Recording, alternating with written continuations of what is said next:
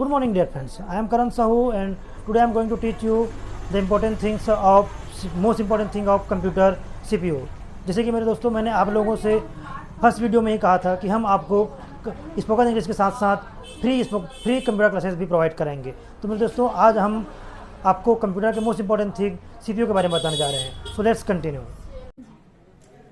तो सीपीयू बहुत छोटा सा होता है, जिसका फुल नेम क्या होता है, सेंट्रल प्रोसेसिंग यूनिट। तो सेंट्रल प्रोसेसिंग यूनिट, इसमें एक छोटा सा लगा होता है प्रोसेसर, यानी उसको हम लोग क्या बोलते हैं, प्रोसेसर को ब्रेन, मस्तिष्क बोलते हैं कंप्यूटर का। उसको चलाने के लिए सभी चीज का व्यवस्था किया गया है ना। तो सबसे पहले हम लोग देखते हैं सीपीयू के अंदर हमारा मेन पार्ट होता है SMPS, यानी क्या होता है हमारा पावर सप्लाई।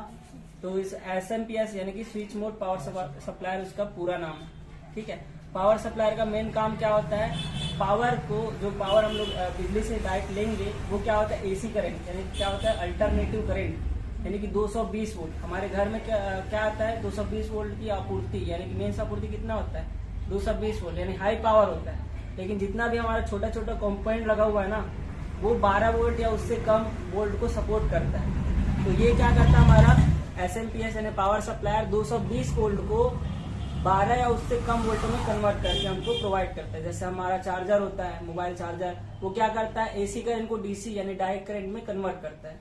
220 वोल्ट से 12 वोल्ट या उससे कम में कम करके हमको देता है ना। उससे करंट वगैरह नहीं लगता बिल्कुल भी। तो मेन काम क्या रहा हमारे SMPS का, पावर को कम करके सभी कंपोनेंट में पहुंचाना, ठीक है। अब उसके बाद हमारे पास जो बड़ा सा दिखाई दे रहा है इधर, वो क्या होता है हमारा मदरबोर्ड। मदरबोर्ड का मेन काम क्या होता है, सभी हार्डवेयर पार्ट को एक साथ जोड़ के रखता है, ठीक है। ये क्या काम करता है मदरबोर्ड हमारा, सभी हार्डवेयर पार्ट, जैसे कि हमारा लगा हुआ है हार्ड डिस्क लगा हुआ है, और हमारा DVD राइडर लगा होता है ना, ये सब रैम वगैरह लगा हुआ है, किससे जुड़ा हुआ है, मदरबोर्ड से। तो मदरबोर्ड क्या करता है, सभी हार्डवेयर पार्ट को जोड़ के रखता है, ठीक है। अब उसके बाद सबसे मेन टॉपिक आता है हमारा रैम। तो ये हमारा होता है रैम, जो कि यहाँ पे 4 स्लॉट मिलता है हमको, ठीक है। ये हमारा क्या होता है, रैम होता है। तो ये रैम भी कई प्रकार बटा होता है।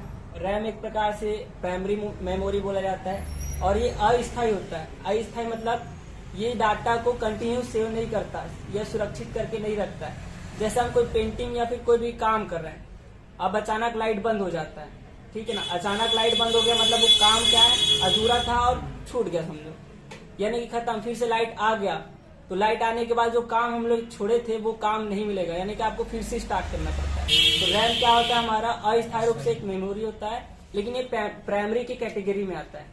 प्राइमरी मतलब हमारा होता है मुख्य, यानी कि मेन होता है, ठीक है। तो यहाँ पे अभी फिलहाल हमारे पास 4 स्लॉट मिलता है मदरबोर्ड में। तो हर मदरबोर्ड जो है अलग अलग काम करता है, मतलब हर मदरबोर्ड में ना, जैसे इसमें 4 है, किसी में 2 होता है, यानी कि अलग अलग चैनल में बटा होता है, ठीक है। उसके बाद हमारा होता है रोम। अब रैम का फुल नेम क्या होता है, रैंडम एक्सेस मेमोरी, और रोम का क्या होता है, रीड ओनली मेमोरी। तो रैम जो है मतलब अपोजिट बोला जा सकता है। जैसे कि ये रैम अस्थायी है, वो क्या होता है, स्थायी रहता है। तो वो हमेशा सभी हमारे मदरबोर्ड यानी कंप्यूटर में लगा होता है। वैसे आप वॉशिंग मशीन में देखोगे उसमें भी लगा होता है, यानी कि रीड ओनली मेमोरी केवल पढ़ने का काम करता है। हमने जो काम दिया ना उसको पढ़ेगा, रीड करेगा। तो पढ़ने का काम कौन करता है, हमारा रोम करता है। तो हर एक कंप्यूटर, वॉशिंग मशीन, जितना भी मैकेनिज्म लगा होता है ना, हमने एक बोल दिया भैया कि उसको करना है, तो वो करेगा, रिपीट करेगा। जैसे हमने वॉशिंग मशीन को बोल दिया अब 20 मिनट तक उस कपड़े को धोना है, तो 20 मिनट तक धोएगा वो कपड़ा। अब उसी बीच में जैसे 10 मिनट चला है ना, 10 मिनट हमारा चला, लाइट बंद हो गया, ठीक है। लाइट बंद होने के बाद क्या हुआ, लाइट फिर से वापस आया, तो वो जो मशीन है, वॉशिंग मशीन है, वो 10 मिनट चला। फिर उसके बाद समझ जाता है कि केवल मेरे को 10 मिनट ही और चलना है, क्योंकि मेरा 20 मिनट तक समय दिया था मेरे को, तो 20 मिनट हो जाएगा। जैसे और 10 मिनट चलेगा तो 20 मिनट हो जाएगा। लेकिन रीड ओनली मेमोरी क्या करता है, वो लाइट बंद होने के बाद भी अपना काम को याद रखा, ठीक है ना। तो रैम अस्थायी, वो स्थायी है, यानी कि डाटा वो याद रखता है, समझे, ठीक है। तो ये हमारा रैम हो जाता है। इसको लगाने के लिए बहुत इजी है, यहाँ पे छोटा सा कट दिया होता है। ये कट को आपको मिला के यहाँ पे रैम जो स्लॉट मिलता है उसमें लगाना पड़ता है। ठीक है, बहुत इजी है ये हम लोग ऐसे लगा लिए। बस लॉक करना है, तो लॉक करने के लिए क्या करना है, प्रेस करना है। जैसे ही प्रेस करेंगे यहाँ पे मेन होता है आपका प्रोसेसर।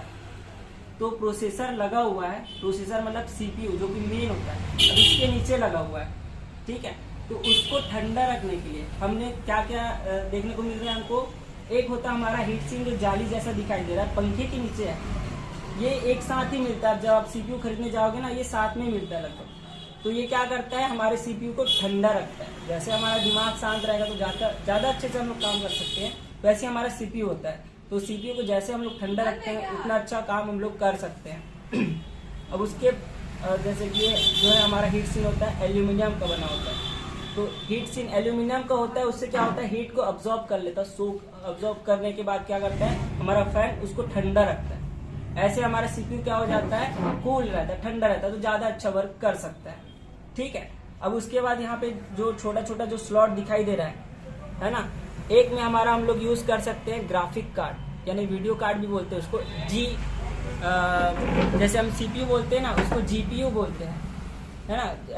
ग्राफिक कार्ड को जीपीयू बोलते हैं। तो ग्राफिक कार्ड क्या करता है, हम जो वीडियो या फिर गेमिंग वगैरह करते हैं उसको एकदम उसमें यूज होता है कलर का। जैसे जैसे हम आगे बढ़ते जाएंगे, कोई गेमिंग कर रहे हैं तो हमेशा क्या होता है, वो आगे बढ़ता रहता है, सभी ग्राफिक्स को दिखाना पड़ता है। जैसे पहाड़ आ गया तो पहाड़ को, जैसे हम उड़ रहे हैं, ऊंचाई से उड़ रहे हैं, गेमिंग वगैरह करते हैं, तो क्या करता है, पहाड़ को जूम करते गया, मतलब उसका क्वालिटी बढ़ाते जाता है ना। ये सब चीज क्या करता है, ग्राफिक कार्ड क्या काम करता है, हमारा ग्राफिक्स यानी कलर को जल्दी से कन्वर्ट करता है, मतलब एक सही देखने को मिलता है, एकदम क्वालिटी अच्छा दिखता है ग्राफिक कार्ड यदि लगा होता है तो।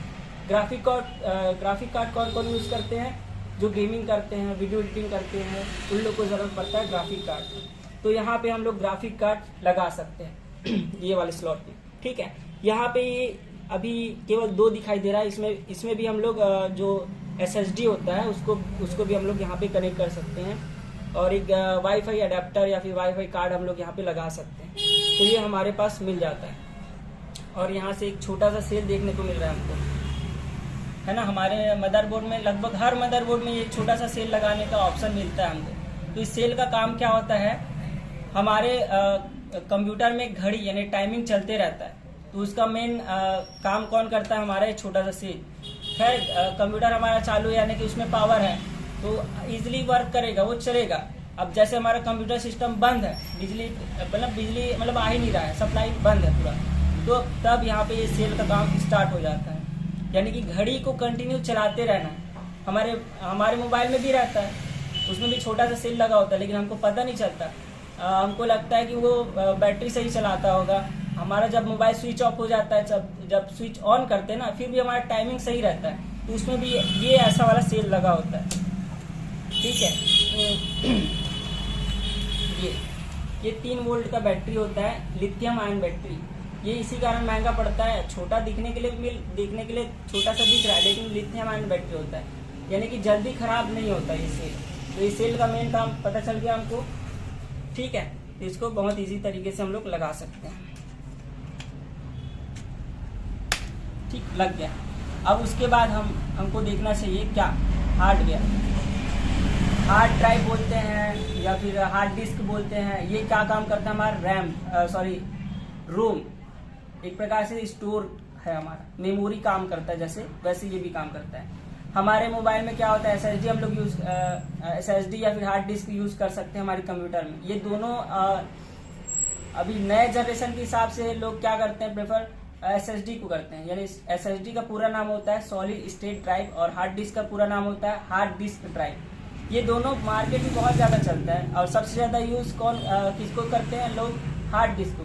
यानी कि हार्ड डिस्क सस्ता पड़ता है, इसलिए है क्योंकि ये मैकेनिज्म होता है, तो इसलिए हर एक पार्ट मिल जाता है। और ये क्या होता है, मैकेनिज्म चलता है, मशीन इसके अंदर लगा होता है, ये हार्ड डिस्क के अंदर। इसी कारण थोड़ा सा स्लो हो जाता है, क्योंकि मशीन जब तक वर्क नहीं करेगा, घूमेगा नहीं, तब तक ये काम नहीं करता। जैसे हम लोग पुराने जमाने में वो CD जैसा नहीं देखे, घूमते रहता है, उसमें कुछ लगाएंगे तब वो चालू हो जाता है, गाना प्ले होने लगता है। यानी कि जब तक वो CD नहीं घूमेगा तब तक ये काम नहीं करता। वैसे ही हमारा SSD का देखें, हम लोग मोबाइल में छोटा सा मेमोरी चिप यूज करते हैं, है ना। तो वो मेमोरी के अंदर कुछ मशीन लगा होगा क्या, नहीं लगा होता। एकदम पतला सा रहता है, उसके अंदर वो जो गोल्डन पट्टी होता है ना, वहाँ पे हमारा डाटा सेव होता है। लेकिन हमारा SSD होता है वो भी सॉलिड है, यानी उसके अंदर केमिकल भरा होगा। उसके अंदर क्या है, छोटा छोटा ये जैसे हम लोग रैम में देखते हैं ना, ये चिप जैसा देखते हैं ये